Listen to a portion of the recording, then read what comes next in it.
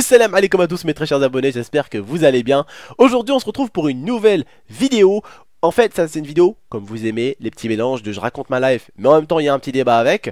Donc en gros ça sera, je vais vous parler un peu de quand j'étais au foyer à l'époque.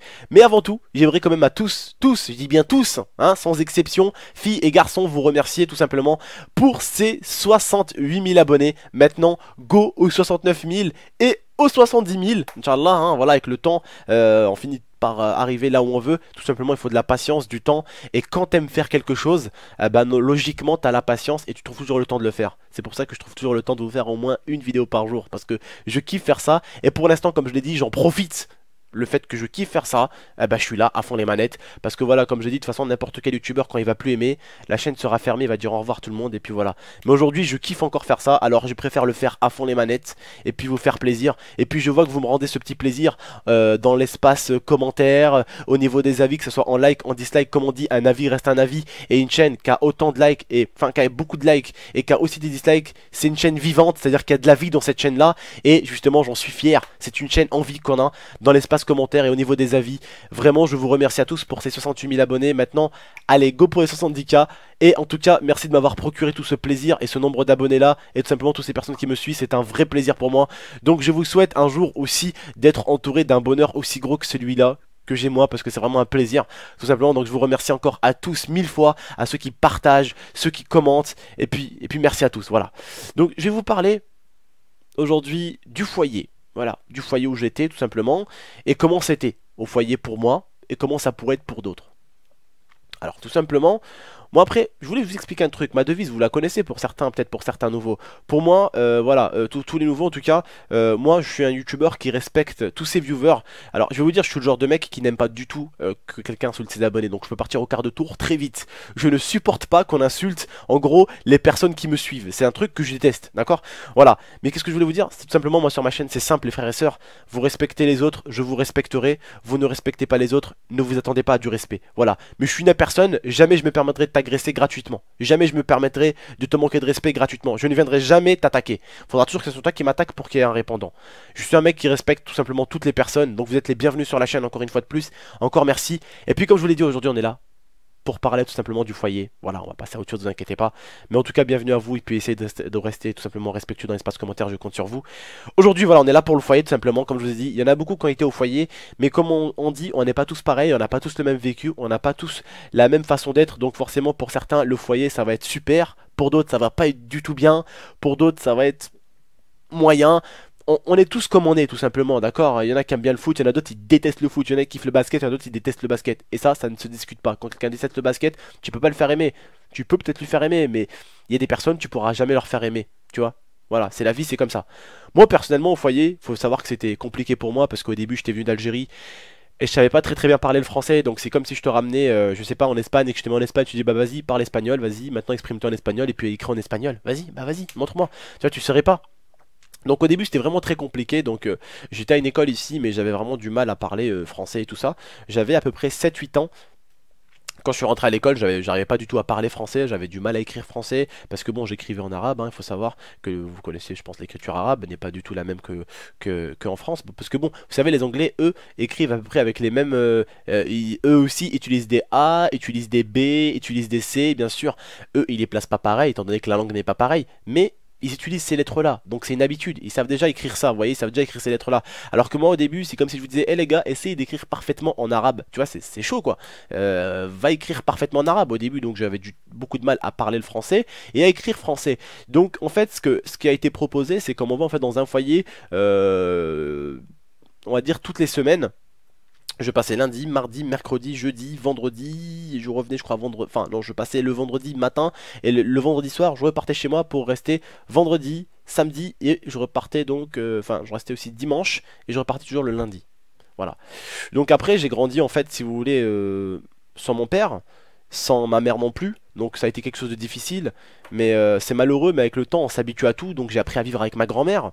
Après, bah, ma grand-mère, elle a dû, comme je vous ai dit, ma grand-mère n'est pas forcément une prof de français, loin de là. Elle n'a pas pu m'apprendre, on va dire, les bases de la langue. Donc, j'ai dû être, j'ai dû être mis dans un foyer, on va dire, où on m'aidait à me rattraper au niveau de tout ça, au niveau de ce retard. Donc, par exemple, à 4 heures, au lieu d'aller sortir avec mes copains, au lieu d'aller jouer au foot, ben, je passais du temps plutôt à étudier et apprendre le français correctement, apprendre à le parler. Surtout au début, les bases, c'était vraiment d'apprendre à le parler parce que j'arrivais pas du tout à le parler. Et au moins à écrire, ne serait-ce que des lettres, c'est-à-dire A, B, C, voilà, essayer d'apprendre déjà à écrire des lettres, connaître l'alphabet, connaître les calculs, c'était d'abord les bases avant de m'apprendre à écrire. Ce qu'ils ont fait, c'était d'abord ça.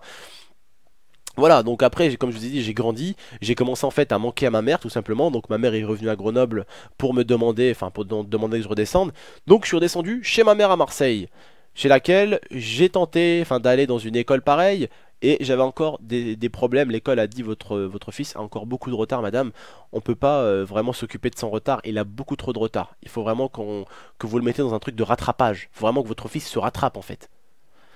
Donc après, ils m'ont remis dans un foyer donc à Marseille, où la vie n'était pas dure. Pourquoi? Je vais vous expliquer pourquoi. Parce que c'était quelque chose que j'appréciais aussi, parce qu'au final je me suis fait des frères que vous connaissez normalement, que vous avez vu pas dans mes vidéos, mais dans mes lives. Yacine qui était venu ici chez moi une semaine, c'est mon frère. Livio, ça c'est des frères que j'oublierai jamais. Nordine, bon, on reste tout le temps ensemble, on est tout le temps en contact. On se connaît maintenant avec Yacine depuis plus de 10 ans. Vous voyez, avec mon pote Yacine, on se connaît depuis plus de 10 ans. Hein, on était limite mômes, nos parents, ils se connaissaient. Vous voyez. Donc après bah, j'étais mis dans son école parce que sa mère elle a dit bah écoute mon fils moi aussi il fait des petits trucs de rattrapage ici parce que bon elle aussi Yacine en gros il avait des problèmes de rattrapage, enfin des problèmes de l'école, enfin un problème au niveau de l'école. Il avait des cours de rattrapage. Donc lui aussi avait été mis là-bas. Donc là-bas, je vous dis tout de suite, à 4 heures, tu n'avais pas le droit de descendre tant que tu n'avais pas fait tes devoirs, tant que tu n'avais pas étudié avec un éducateur. Donc une fois que tu finissais les cours, tu montais, tu prenais ton goûter, voilà tout simplement, et il y avait comment dire, un éducateur pour s'occuper de toi. Donc voilà quels sont les devoirs que tu as aujourd'hui. Voilà, donc il te faisait, voilà, il te faisait faire tes devoirs que tu avais de l'école et il te faisait faire quelques exercices. Voilà. Donc on apprenait pas mal de choses. Mais ce que je peux vous dire du foyer, c'est que certains pour eux c'est dur, pour d'autres c'est pas dur. Pour moi, ça n'a pas été dur. Parce que j'avais des éducateurs, putain de merde, avec lesquels je me régalais. Marc, Pierre, on n'arrêtait pas de faire les cons avec les éducateurs. On faisait des paris débiles avec eux, on faisait les cons des fois et tout. Mais ça a été quelque chose de bien. Voilà, j'avais une petite copine là-bas, j'avais mes potes, les filles elles venaient nous voir quand on faisait des foot, on se faisait des petits tournois entre nous. Tous les soirs, on était ensemble avec mon pote Yacine, on dormait dans la même chambre, on écoutait la radio ensemble à fond. Voilà, mon pote allait se doucher, j'allais me doucher après. Après, ça a été justement, c'est là où avec Yacine, on a commencé à devenir comme des frères avec mon pote. On a commencé à devenir avec des frères, c'est qu'en fait, on a vécu ensemble, tu vois, on a vécu ensemble, tu vois. Et quand un prenait la douche, l'autre il attendait la musique pendant que l'autre faisait de la muscu. Moi, je faisais de la muscu à l'époque, j'étais tout comme ça, j'étais tout petit. Je faisais de la muscu, des petites pompes, des petits abdos, vous voyez, quand on est gamin, on se dit, oh, vas-y, on va faire ça va changer, on va devenir musclé. Moi, je me faisais de la muscu pendant que mon pote était, moi, je faisais de la muscu pendant que mon pote était à douche. Quand mon pote sortait de la douche, hop, il m'attendait, il mettait le poste, Yacine, et puis moi, voilà, je me douchais, tac, tac. Après, on descendait ensemble pour manger, et puis voilà. Après, voilà, les règles du foyer, c'était de temps en temps, il y en avait qui faisaient par exemple le lundi matin et le vendredi après-midi, ils faisaient la vaisselle, d'autres nettoyaient la table. Donc voilà, vous voyez, on nous apprenait aussi à vivre en groupe, quelque chose qui était important. Voilà, au foyer, on t'apprend ça aussi à vivre en groupe, et tout simplement, on t'apprend aussi quand même à être autonome. C'est-à-dire que dans le foyer, on t'apprend justement à pouvoir te faire à manger tout seul. C'est-à-dire, on va te dire, par exemple, le vendredi, ce vendredi-là, toi, tu vas te faire ton repas. Donc, tu te démerdes, tu ne mangeras pas à la cuisine du foyer, tu te fais ton repas. Voilà, donc tu dois te faire ton repas, il te donne par exemple un budget de 10 euros, et tu dois tout simplement apprendre à utiliser ton argent. Quelque chose qui a été très simple pour moi, en tout cas au niveau de ça, ça a été vraiment simple. J'ai su l'apprendre très vite, et justement, comme vous pouvez le voir aujourd'hui, j'ai su parler français correctement.